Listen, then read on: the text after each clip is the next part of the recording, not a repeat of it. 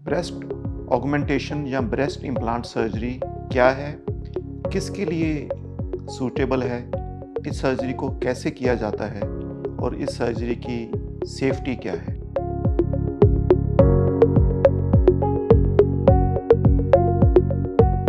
मेरा नाम doctor BK Garg है। मैं प्लास्टिक और कॉस्मेटिक सर्जन हूँ आइकॉनिक क्लिनिक गुरुग्राम में। आज की इस वीडियो में हम बात करेंगे ब्रेस्ट इन्हांसमेंट, ब्रेस्ट ऑगमेंटेशन या popularly known as breast implant surgery के बारे में। ये सर्जरी कैसे की जाती है, किसके लिए सूटेबल है और इस सर्जरी के क्या बेनिफिट और रिस्क हो सकते हैं। ब्रेस्ट इन्हांसमेंट सर्जरी एक ऐसी सर्जरी है जिसके अंदर ब्रेस्ट शेप को पहले से बेहतर किया जाता है या ब्रेस्ट को पहले से बड़ा किया जाता है। ये सर्जरी किसके लिए सूटेबल है? अगर आप एक अडल्ट महिला हैं, अगर आप 18 साल के ऊपर आपकी एज है, तो आप इस सर्जरी के लिए एक सूटेबल कैंडिडेट हो सकती हैं। इस सर्जरी के लिए इसके अलावा कोई और एज लिमिटेशन नहीं है।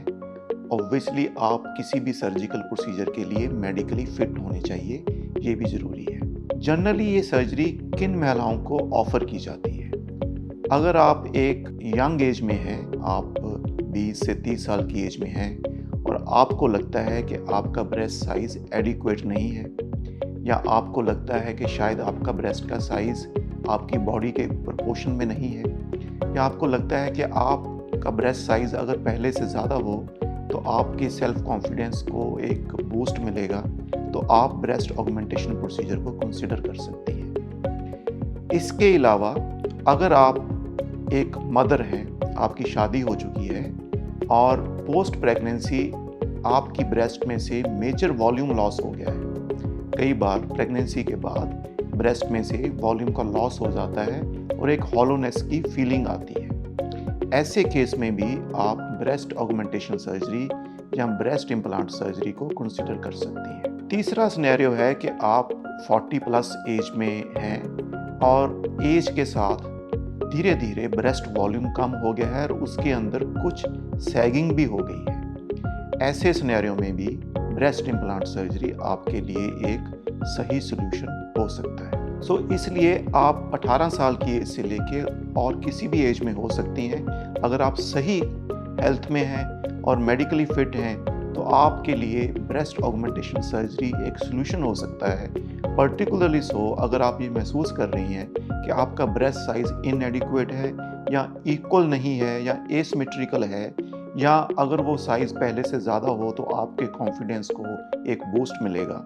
इन सभी सिनेरियो में ब्रेस्ट ऑगमेंटेशन सर्जरी आपके लिए एक सॉल्यूशन हो सकता है। आइए अब जानते हैं सर्जरी को कैसे किया जाता है। ब्रेस्ट ऑगमेंटेशन या ब्रेस्ट एनहांसमेंट सर्जरी को अंडर जनरल एनेस्थीसिया किया जाता है, मीन्स पूरा बेहोश करके सर्जरी को किया जाता है। इस सर्जरी के अंदर हम एक सिलिकॉन इम्प्लांट का यूज़ करते हैं। इस इम्प्लांट को लेके कई बार ये शंका रहती है कि शायद इस इम्प्लांट से कैंसर होता है या सेहत पे कोई और असर हो सकता है। ये एक बेहद पुरानी सर्जरी है और लाखों महिलाएं दुनिया भर में सिलिकॉन इम्प्लांट को ब्रेस्ट के अंदर इम्प्लांट करवा चुकी हैं। इसको लेके बेहद रिसर्च हो चुकी है।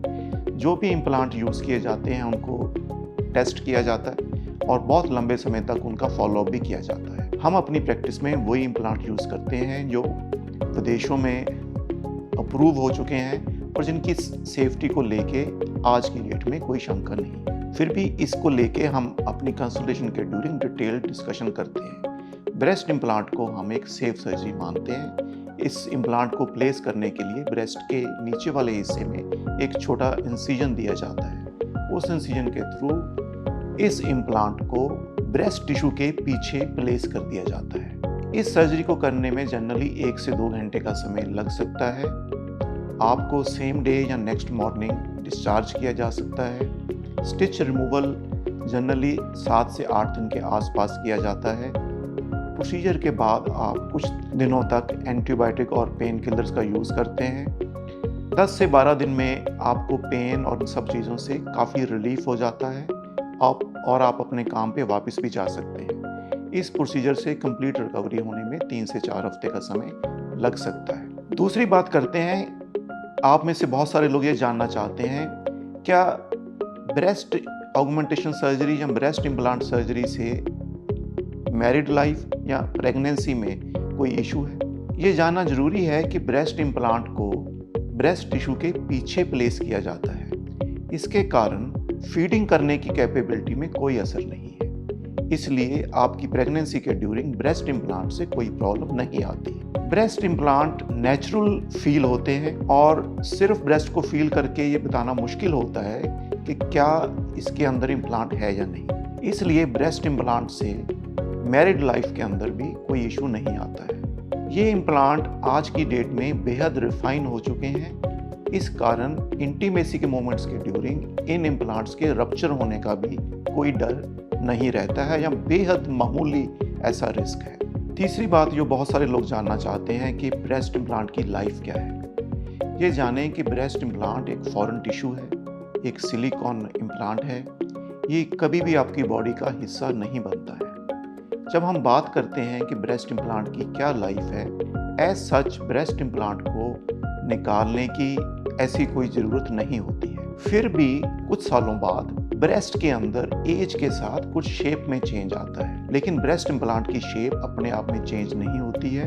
तो कई बार ऐसे कॉस्मेटिक कंसर्न के कारण या आप अपनी ब्रेस्ट की बदलती हुई शेप के कारण ब्रेस्ट इम्प्लांट के साइज़ को चेंज करना चाहते हैं या ब्रेस्ट के अंदर कोई और सर्जरी करना चाहते हैं, तो 10-12 साल बाद इस इम्प्लांट को चेंज किया जा सकता है, बदला जा सकता है। ऐसा करना ज़रूरी नहीं है, लेकिन आपको ऐसी ज़रूरत लगे तो ऐसा किया जा सकता है। इसके अलावा बहुत सारी महिलाएं हमसे ये भी जानना चाहती हैं, क्या ब्रेस्ट को बड़ा करने या उसको इन्हांस करने का इम्प्लांट के बिना कोई और तरीका भी है? फैट ग्राफ्टिंग एक ऐसी चॉइस है जिसके अंदर ब्रेस्ट साइज को बड़ा किया जा सकता है। फैट ग्राफ्टिंग में हम आपकी बॉडी के किसी और हिस्से से फैट निकाल के उसको प्रोसेस करके ब्रेस्ट टिश्यू के अंदर इंजेक्ट करते हैं, जिससे ब्रेस्ट के साइज में इंक्रीज आ जाती है। ये समझना ज़रूरी है कि breast fat grafting breast implant की पूरी तरह से रिप्लेसमेंट नहीं है। उसके दो कारण हैं। एक तो ये है कि ब्रेस्ट फैट ग्राफ्टिंग में उस हद तक इंक्रीज या साइज को बड़ा करना पॉसिबल नहीं है जो इम्प्लांट से किया जा सकता है। इसके अंदर जनरली 1 कप साइज तक ही बड़ा किया जा सकता है। अगर आपकी रिक्वायरमेंट बिल्कुल थोड़ी सी साइज इंक्रीज की है तो शायद ब्रेस्ट फैट ग्राफ्टिंग एक ऑप्शन है।